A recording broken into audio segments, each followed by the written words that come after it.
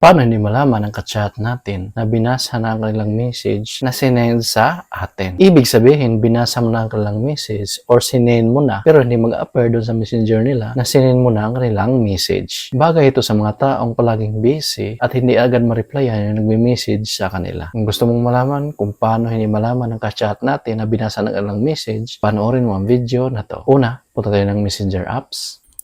Kung nasa messenger na tayo, dito sa may upper left side yung may tatlong linya, pindutin lang to. Then dito sa may upper right side yung gear icon or settings, pindutin lang to. Then scroll up lang natin. Under sa preferences, makikita natin dito ang privacy and safety at pindutin lang to.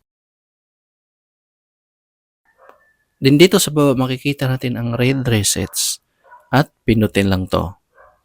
Ayan, so naka-turn on siya. Kailangan i-turn off natin to. So turn off lang natin to. Ayan, once na naka-turn off na, hindi na niya malalaman na binasa mo na yung message niya.